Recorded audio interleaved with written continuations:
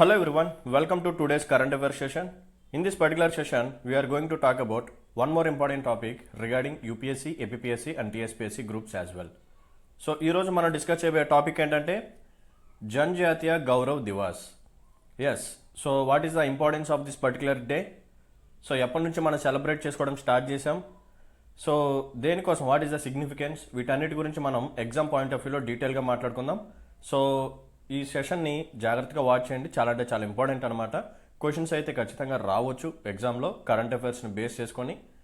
So don't skip this particular session. కావాలనుకుంటే 1.25లో కానీ 1.5x స్పీడ్లో కానీ వినండి, ఓకేనా? So without any further delay let start our session. Welcome to Saaram Sambatrao education. This is Venkat. Government of India ఏం చేసిందంటే 2021లో డిక్లేర్ చేసిందనమాట. ఏమని? మనం ఇప్పటి నుంచి ఎవ్రీ ఇయర్ 15th నవంబర్ ఏదైతే ఉందో ఈ రోజుని జనజాతీయ గౌరవ్ దివాస్గా సెలబ్రేట్ చేసుకోవాలి అని చెప్పి డిక్లేర్ చేసిందనమాట. ఎప్పుడు? In the year 2021. సో జాగ్రత్తగా గుర్తుపెట్టుకోండి, ఓకేనా? సో క్యాబినెట్ అప్రూవల్ ఇచ్చింది. గవర్నమెంట్ ఆఫ్ ఇండియా ఏం చేసిందంటే సో 2021 సో ఈ ఇయర్ నుంచి మనం 15th నవంబర్ని జనజాతీయ గౌరవ్ దివాస్ లాగా సెలబ్రేట్ చేసుకుందాం.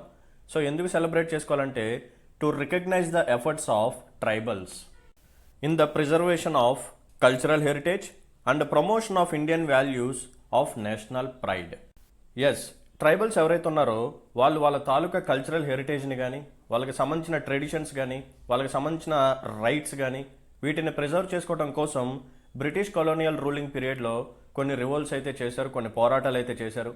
సో ఇలా ట్రైబల్ ఫ్రీడమ్ ఫైటర్స్ ఎవరైతే ఉన్నారో వాళ్ళందరి యొక్క ఎఫర్ట్స్ని రికగ్నైజ్ చేసుకోవడం కోసం, వాళ్ళందరి యొక్క సాక్రిఫైసెస్ని మనం ఒకసారి రిమెంబర్ చేసుకోవాలి అని చెప్పి ఈ పర్టికులర్ డేని మనం ఎవ్రీ ఇయర్ సెలబ్రేట్ చేసుకుందాం అని చెప్పి గవర్నమెంట్ ఆఫ్ ఇండియా డిక్లేర్ చేసిందనమాట. అండ్ ఇదే రోజు ఒకనా 15th నవంబర్ 1875న ఒక ఫేమస్ ట్రైబల్ ఫ్రీడమ్ ఫైటర్ అయితే జన్మించడం జరిగింది. సో ఆయన పేరే బిర్సా ముండా. సో ఎస్, బిర్సా ముండా గారి యొక్క birthday, nothing but birth anniversary కూడా 15th నవంబర్న వస్తుందన్నమాట. సో ఇలా అన్నిటినీ కలిపి ఒకే రోజు సెలబ్రేట్ చేసుకుందాము అని చెప్పి ఈ పర్టికులర్ డేని చూస్ చేసుకోవడం జరిగింది. I hope it is clear, right? So Birsa Munda గారి గురించి కొన్ని పాయింట్స్ మనం తెలుసుకుందాం. సో బిర్సా ముండా గారు ఎవరైతే ఉన్నారో he belongs to the tribe called Munda tribe. He belongs to a tribal group called Munda tribe. So he was born in village called Ulihatu village. Ulihatu village which was in present day Jharkhand. So present day Jharkhand state ఏదైతే ఉందో అక్కడ ఈ village ఉందన్నమాట. ఈ విలేజ్లో బిర్సా ముండా గారు జన్మించడం జరిగింది in the year 1875 15th November, ఓకేనా? సో 15th నవంబర్ 1875న బిర్సా ముండా గారు జన్మించారు in the village called Ulihatu village in Jharkhand state. He belongs to which tribe? Munda tribe. అందుకనే బిర్సా ముండా అని చెప్పి మనం పిలవటం అనేది జరుగుతుంది. ఈయన ఒక రివోల్ట్ని కూడా చేశారనమాట. ఆ రివోల్ట్ పేరే Munda rebellion or Munda revolt అని చెప్పుకొని మనం పిలుస్తాం. Munda rebellion or Munda revolt. And ఈ రెబలియన్కి ఇంకొక వర్డ్ కూడా ఈయన యాడ్ చేశారు, దాని పేరే ఉల్గులన్. ఈ వర్డ్ చాలా ఇంపార్టెంట్, గుర్తుపెట్టుకోండి. This is the keyword.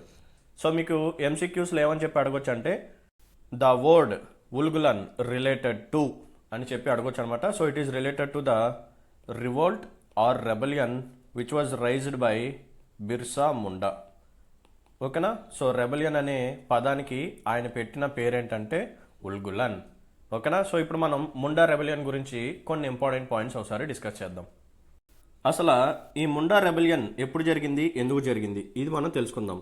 So it was happened during 19th century, late 19th century. So ఎందుకు, వాట్ ఆర్ ద కాజెస్ అనేది మనం ఫస్ట్ తెలుసుకుందాం. What are the causes of Munda rebellion? First cause వచ్చేసరికి ట్రైబల్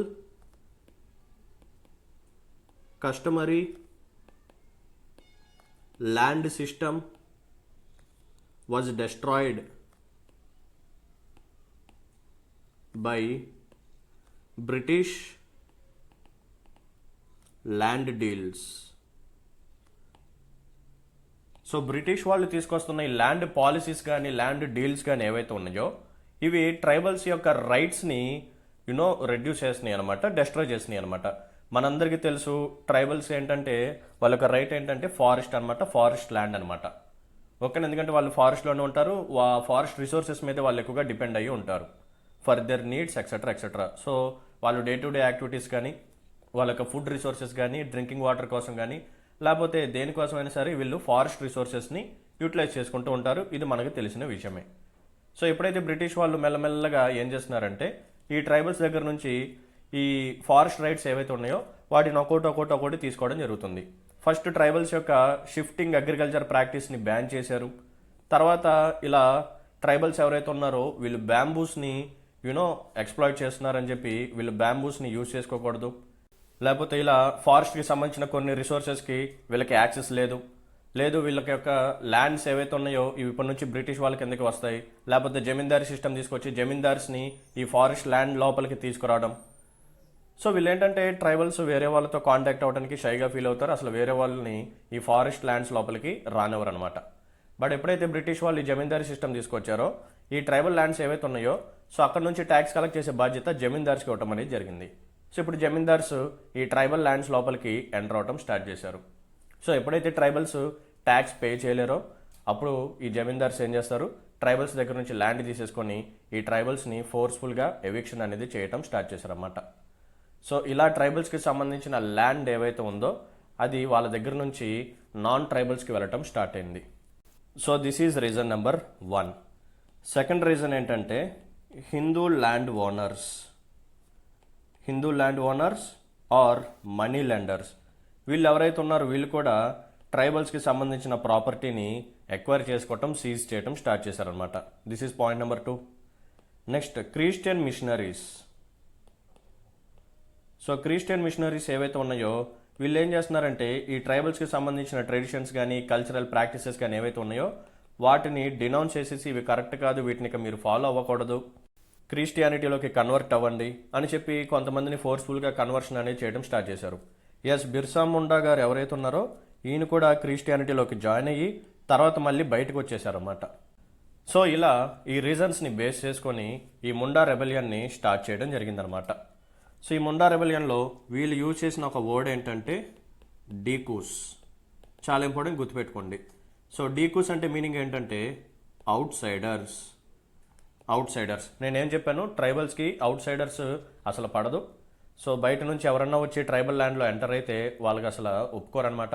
సో ఎప్పుడైతే British వాళ్ళు ఇలా జమీందారీ సిస్టమ్ని తీసుకొచ్చి ఈ జమీందార్స్ని కానీ లేకపోతే ఈ ప్రైవేట్ ల్యాండ్ ఓనర్స్ కానీ ఓకేనా మనీ లెండర్స్ కానీ వీళ్ళందరూ ఇప్పుడు ఈ ట్రైబల్ ల్యాండ్స్ లోపలికి వచ్చేసారు, వాళ్ళే సెటిల్మెంట్స్ వేసుకోవడం స్టార్ట్ చేశారన్నమాట. సో వాళ్ళని డీకూస్ అని చెప్పి పిలవడం జరుగుతుంది, అవుట్ సైడర్స్. సో ఈ డీకూస్ ఎవరైతే ఉన్నారో వీళ్ళందరినీ డిస్ట్రాయ్ చేయాలి, వాళ్ళందరి దగ్గర నుంచి ఈ ట్రైబల్ ల్యాండ్స్ని మళ్ళీ తీసేసుకోవాలని చెప్పి ఈ ముండా రెబెలియన్ని స్టార్ట్ చేయడం జరిగింది.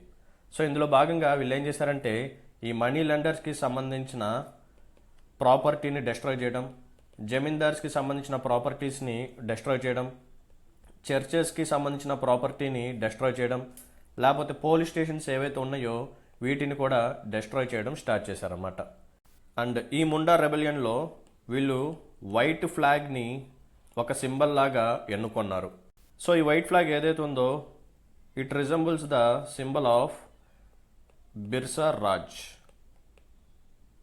ఓకేనా. సో ఇప్పుడు మన ఒక్కొక్క రీజన్కి ఒక్కొక్క ఫ్లాగ్స్ని మనం యూజ్ చేస్తూ ఉంటాం ఫర్ రికగ్నిషన్. అలాగే ఈ ముండాస్ ఎవరైతే ఉన్నారో ఈ ట్రైబ్స్ ఎవరైతే ఉన్నారో so they used this white flag in this particular rebellion. And తర్వాత ఏం జరిగిందంటే ఒకరోజు in the year 1900 March 3rd so Birsa Munda గారు నైట్ నిద్రపోవడం జరుగుతుంది with his army, with his troops. So ఇలా నిద్రపోతున్నప్పుడు బ్రిటిష్ పోలీస్ వారు అతన్ని అరెస్ట్ చేయడం జరిగింది. సో అతన్ని అరెస్ట్ చేసి జైల్లో పెట్టారన్నమాట.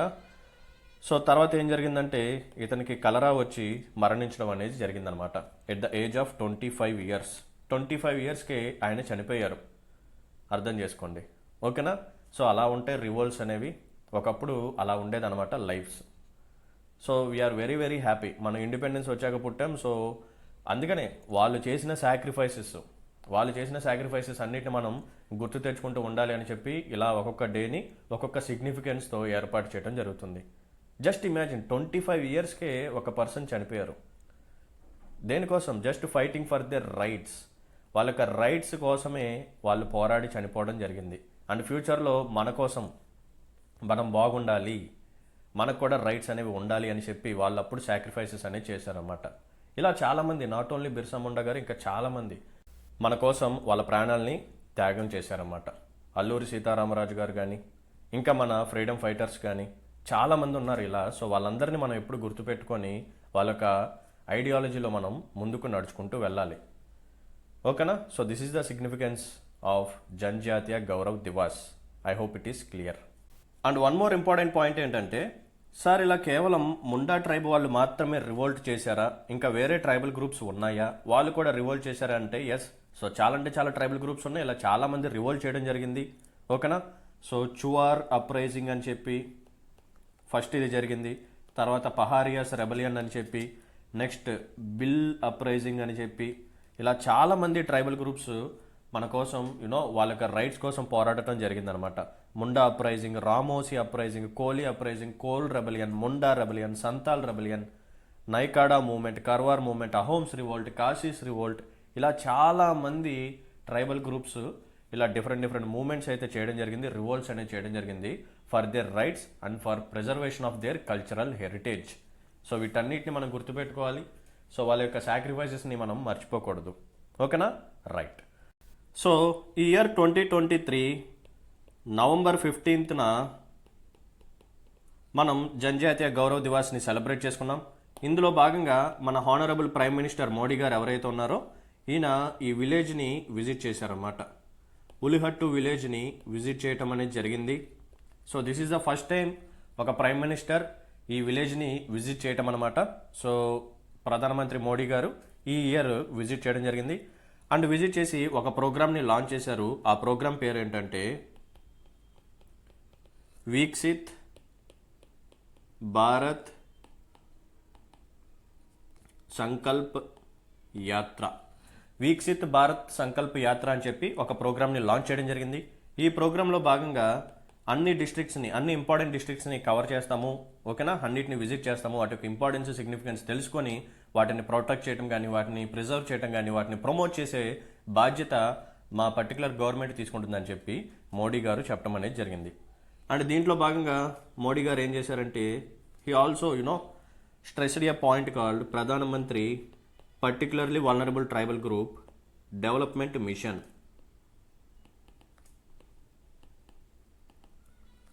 We all know that there are some of the PVTGs in India. So PVTGs అంటే ఏంటంటే పర్టికులర్లీ వల్నరబుల్ ట్రైబల్ గ్రూప్. మన ఇండియాలో as of now there are 75 PVTGs. There are 75 PVTGs. Sir PVTGs అంటే ఏంటి? సో ఏం లేదమ్మా, సింపుల్. సో మన ఇండియాలో చాలా ట్రైబల్ గ్రూప్స్ ఉంటాయి కదా, చాలా అంటే చాలా ట్రైబల్ గ్రూప్స్ ఉంటాయి. మోర్ దాన్ 750 అలా ఉంటాయి అనమాట అరౌండ్. సో ఈ ట్రైబల్ గ్రూప్స్లో కొంతమంది బాగా వెనకపడి ఉంటారు. విత్ ఇన్ ద ట్రైబల్ గ్రూప్స్లోనే కొంతమంది బాగా వెనకబడి ఉంటారు. ఎలా అంటే వాళ్ళ యొక్క లిటరసీ రేట్ తక్కువ ఉండటం, అండ్ ఆ ట్రైబల్ గ్రూప్కి సంబంధించిన పాపులేషన్ ఏదైతే ఉందో అది స్టాగ్నేట్గా ఉండటం, లేకపోతే డిక్లైనింగ్గా ఉండటం, అండ్ వాళ్ళ యొక్క అగ్రికల్చర్ ప్రాక్టీస్ ఏదైతే ఉందో అది చాలా ప్రిమిటివ్గా ఉండటం. ఇలా ఎవరైతే బ్యాక్వర్డ్గా ఉన్నారో సోషియో ఎకనామిక్ స్టేటస్ పరంగా విత్ ఇన్ ద ట్రైబల్ గ్రూప్స్లో ఎవరైతే చాలా వెనుకంజలో ఉన్నారో వాళ్ళని మనం పీవీటీజీస్గా రికగ్నైజ్ చేసి వాళ్ళకి గవర్నమెంట్ ఆఫ్ ఇండియా కొన్ని బెనిఫిట్స్ అనేది ప్రొవైడ్ చేయాలి అని చెప్పి ఈ పర్టికులర్ ప్రోగ్రామ్ని అయితే లాంచ్ చేయడం జరిగింది. సో ఇలా ఇండియాలో 75 పీవీటీజీస్ ఉన్నాయి. ఈ 75లో మెజారిటీ ఆఫ్ ద పీవీటీజీస్ ఏ స్టేట్లో ఉన్నాయి అంటే ఒడిశా స్టేట్లో ఉన్నాయి అన్నమాట. సో ఒడిశా స్టేట్లో 13 పీవీటీజీస్ ఉన్నాయి. అండ్ నెక్స్ట్ వన్ వచ్చేసరికి ఆంధ్రప్రదేశ్లో 12 పీవీటీజీస్ అనేది ఉండటం జరిగిందనమాట. Particularly vulnerable tribal groups. So with in the tribal groups there are some tribal groups who are backward in terms of socio economic status. ఓకేనా? సో ఎకానమీ పరంగా చాలా వీక్గా ఉన్నారు, వాళ్ళ లిటరసీ రేట్ తక్కువ ఉంది, వాళ్ళ యొక్క పాపులేషన్ ఏదైతే ఉందో అది స్టాగ్నెంట్గా ఉంది, డిక్లైన్ అయిపోయి over a period of time ఆ పర్టికులర్ ట్రైబల్ గ్రూప్ ఏదైతే ఉందో అది ఎక్స్టెంట్ అయిపోయే ఛాన్స్ కూడా ఉంది. ఎస్, ఇది కూడా జరిగింది. ఒకప్పుడు మన ఇండియాలో చాలా అంటే చాలా ట్రైబల్ గ్రూప్స్ ఉండేవి. బట్ తర్వాత ఏమైందంటే తర్వాత ఒక్కొక్క ట్రైబల్ గ్రూప్ యొక్క పాపులేషన్ తగ్గిపోయి 10, 5, 4, 3, 2 అలా వచ్చేసి తగ్గిపోయి అసలు ఆ ట్రైబల్ గ్రూపే కంప్లీట్గా ఎక్స్టెంట్ అయిపోయింది.